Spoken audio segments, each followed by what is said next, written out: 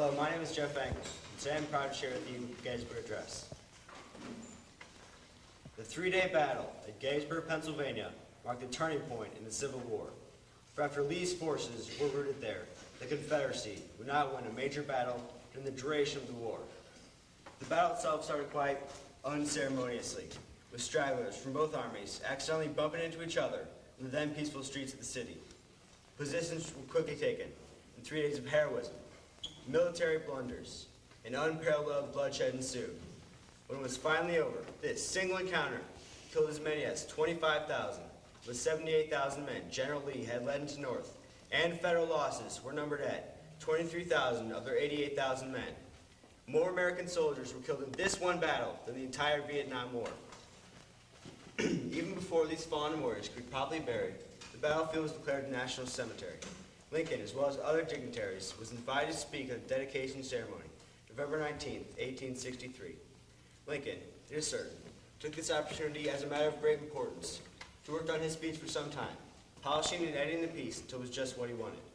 The legend that Lincoln wrote a speech on the back of an envelope and turned around to Gettysburg is wholly without foundation.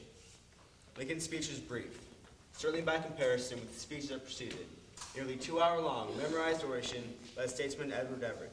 When Lincoln finished, there was silence. No applause, nothing.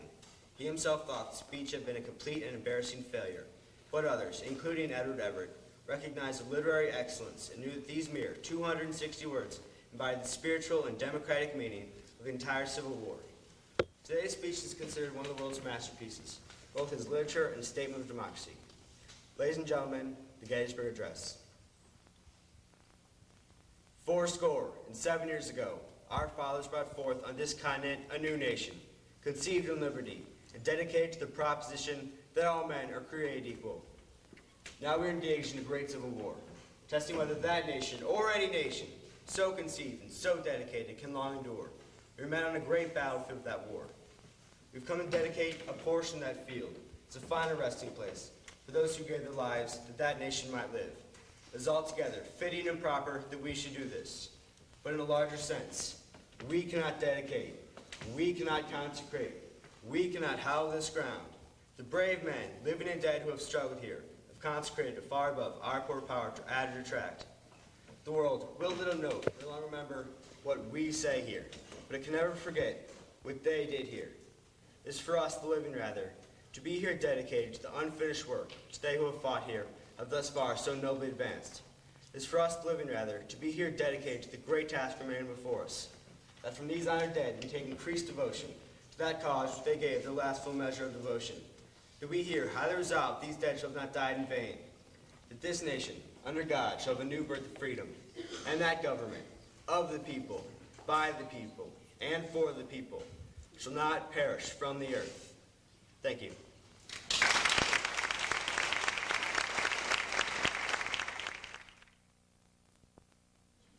Hello, my name is Lisa Zender, and the speech I will be doing is To Be or Not to Be.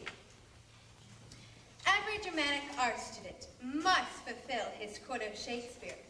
I have studied Hamlet's famous lines from the third act, beginning with these words. To be or not to be, that is the question. Whether 'tis no